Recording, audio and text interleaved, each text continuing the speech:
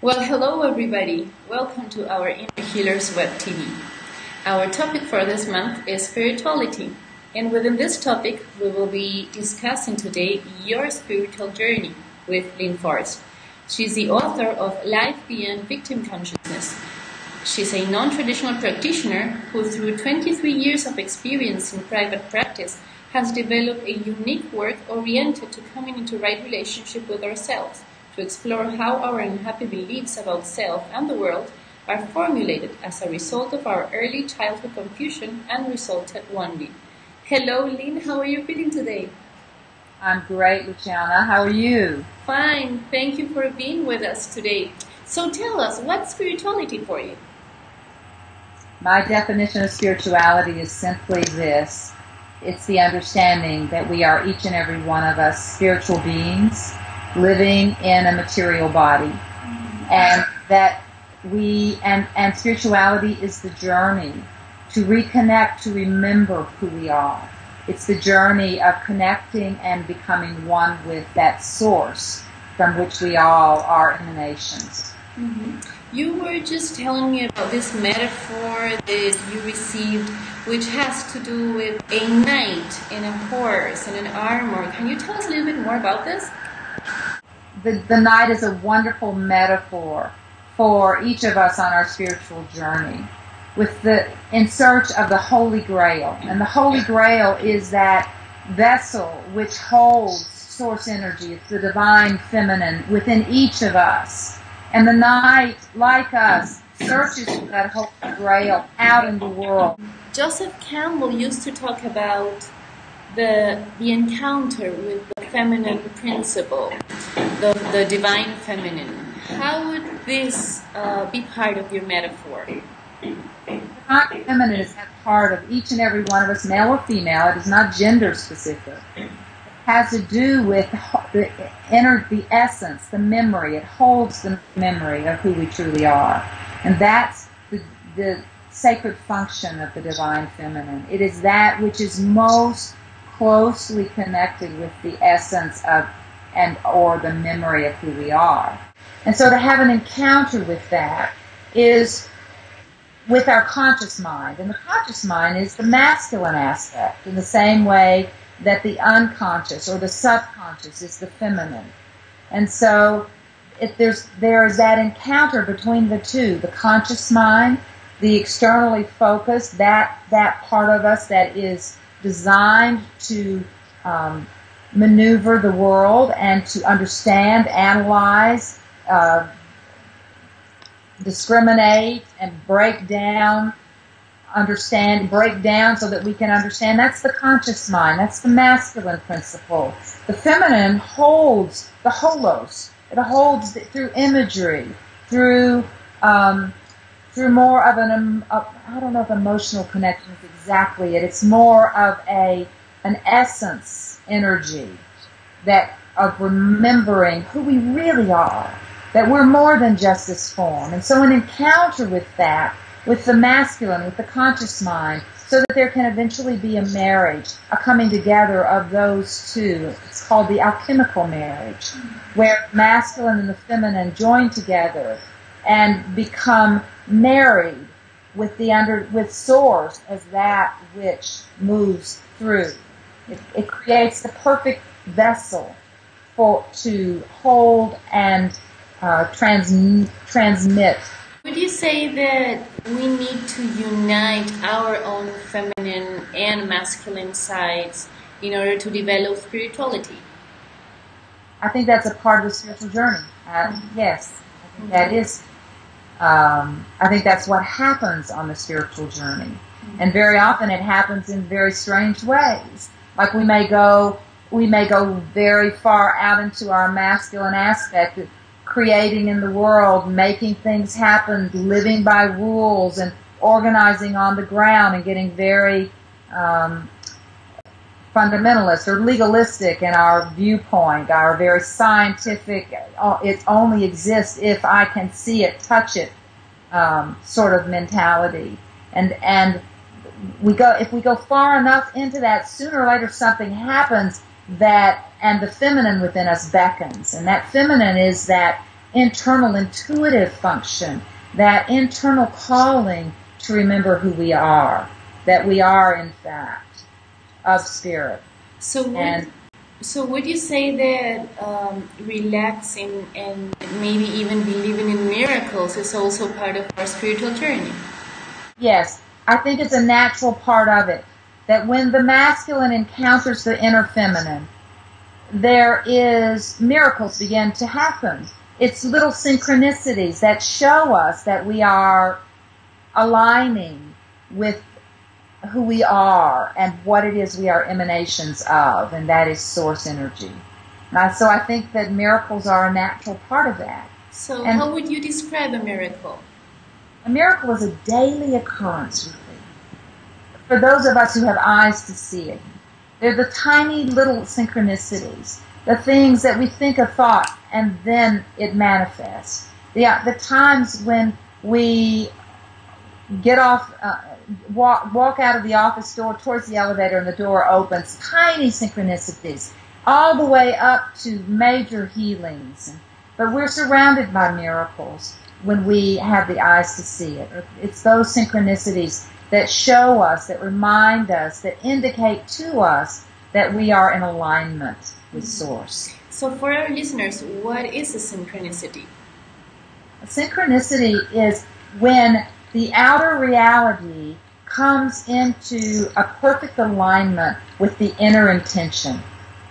So that we have an intention, we have a thought, and there is an immediate outer response that verifies or synchronizes with that internal intention. How does the outer world help us develop our inner spirituality? The outer world its purpose is to reflect to us our own inner world. So whatever our inner world is what we will see in the outer world. And the inner world, of course, is made up of our beliefs and our thoughts. So whatever story about myself, about this self I call me, and the world around me, is going to be what I'm seeing in the world around me. If I believe, for instance, that the world is a dangerous place, then I will feel as if that's true. I will act as if it's true. I will respond to the world around me as if it's a dangerous place. And in that way, I will co-create a dangerous world. Would you say fear somehow is also part of our spiritual journey? Fear is the natural response anytime we feel separated from Source. So as soon as I begin to buy into any form of illusion, the illusion being as simple as the belief that I'm not good enough, or that the world is unsafe, or that no one likes me. These are all illusions. These are all beliefs. But when I adopt them, when I take them on, one of the natural responses of that will be fear. And what's the role of gratitude in our inner spiritual journey? Well, gratitude is an attribute of love. And love is the stuff we're made of. It is the true essence. It is the natural, just like fear is the natural response from aligning with illusion, and is the response that comes automatically from separation as soon as we begin to visualize ourselves or believe that we are this body and that we are physical and purely physical, and that the world is what's real and that what's inside of us is what's not real. As soon as we, by that mentality, we are in fear. And the opposite of that is love. And gratitude and love, gratitude is an automatic response to appreciating the love that we are. So when we align with what really is, which is ourselves as energetic beings that emanate from a vital life source that some call God. We have all sorts of names, Great Spirit, I simply call it source because it is the source from which we all emanate. And when we align with that, then love is the natural response. And gratitude is the appreciation of that. Mm-hmm. What role does anxiety play on our spiritual journey? Anxiety is just a fancy word to put fear on a continuum. You would have terror one end and anxiety, worry here on the other end. It's just as you go deeper into fear, you experience varying degrees of it. So it's all the fear continuum, from angst to terror. It's all fear-based. Mm-hmm. So, why is it that the Orient believes so much in miracles, and it's so hard for our culture to believe in miracles? Well, our culture took a definite veering away from the inner feminine and the intuitive understanding of life when we developed a scientific mind. Now, I'm not saying there's anything wrong with a scientific mind, by the way, because what's happening is that there is a marriage happening between the world of science and the world of theology and philosophy. And so even again, if you think of the psychology itself as a word that broken down means the study of the psyche. It's the study of the inner feminine. Psyche is the word for the feminine principle. And science is the outward manifestation of the analytical, reductionistic, legalistic aspect of the masculine. And so when we headed in that direction, when we became more invested in science than we did in the intuitive, in the feminine, then there was that separation, and it took us away from the world of miracles. It took us away from the understanding that there's something deeper and than just what we can see, touch, and experience. So would you say that staying too much on the mental plane can somehow hinder our spiritual evolution? Staying too much on the mental plane. You know, that's a tricky one because the mental plane, according to the ancients, they believe that the cosmos and all the 400 billion galaxies in it are all happening in the mind of the Creator. That it starts there. Everything, and that's why there's only, according to alchemy, there's only one substance, and everything is made of it. And that one substance has 4 ingredients. It has fire, earth, air, and water. And everything, this body, the air that we're breathing, the water, this chair I'm sitting in, your clothing, everything is made up of those same 4 ingredients in different constellations. Some things have more earth energy than they do air energy. But each of us are made up of those 4 ingredients. And so to say, staying on the mental plane, well, where else is there? That's all there is. But if you mean staying in the left brain on the mental sphere, if you mean totally fixated on analyzing, that's what the analytical mind does, is it separates out.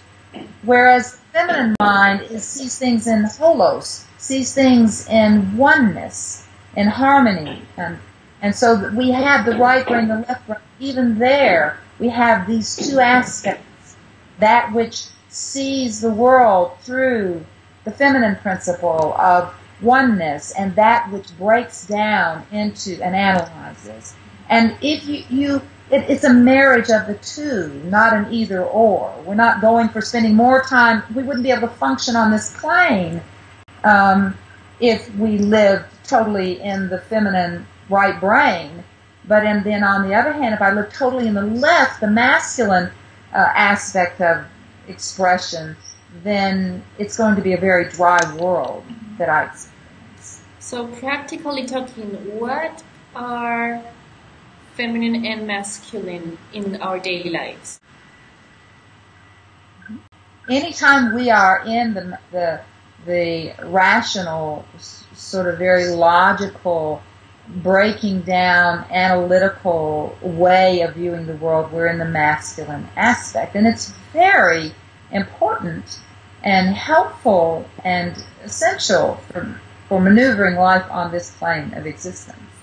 And anytime we are experiencing the numinous, anytime that we are chanting, ecstatically dancing, we move into what some psychiatrists call the zone, where we are attuned with and being moved through. Then we are tapping into our more feminine expression. So would you say that some chakras and their functions might be more masculine than others, which are more feminine? Yeah. I think that's probably very true. That there are chakras that in the system. You did say chakras, right? Yes. The chakras in the body that are about functioning on this earth plane. First chakra comes to mind, which has to do with just grounding and rooting and learning and knowing how to maneuver life. It's our survival instinct. And I would say that that's much more masculine than would be the seventh chakra. And very interestingly enough, the chakras work together in that way. First and seventh work together, sixth and second, fifth and third, and all of them come through the heart. So the heart is what we call the alchemical kitchen. It's the place where that coming together between the feminine and the masculine chakras takes place. Mm-hmm. And is there a relation between chakras and the Maslow pyramid? And the hierarchy of need? Yes. Yes. I had not thought about that, but I would say that the hierarchy of need, Maslow's hierarchy of need, deals more with the lower three chakras. Now, this is just off the top of my head, but because it has to do with getting our essential needs met so that we can launch the journey. I think that that's an essential part.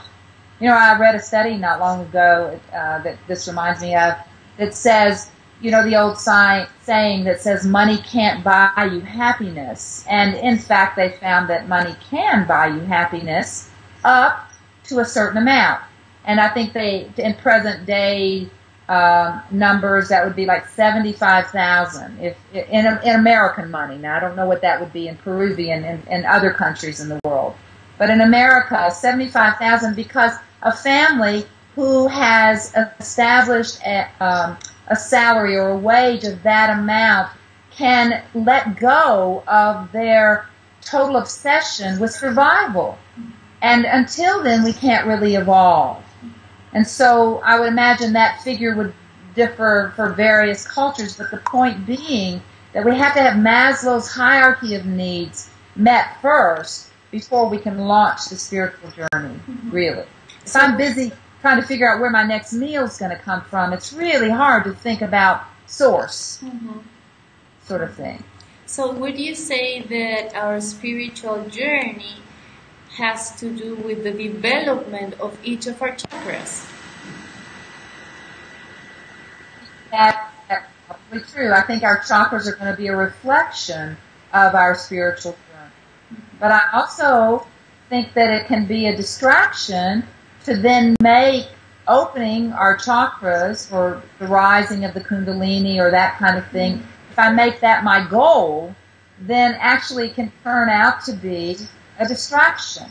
I think it's more of a natural balancing that happens more through a conscious integration or balancing between the outer world and the inner, and recognizing that the outer world is a manifestation of the inner, and with it from that level. And the chakras then do begin to balance. That begins to happen automatically. we're in the last few minutes of our interview. Is there anything you would like to tell our listeners on our spiritual journey? Just simply that we are, each and every one of us, no matter where we are in our life, regardless of what's going on around us, regardless of our story about who we are, what it is, as a matter of fact, as a result of the story that we believe, we are manifesting that story so that we can begin to sort through it and find what's real versus what's illusion.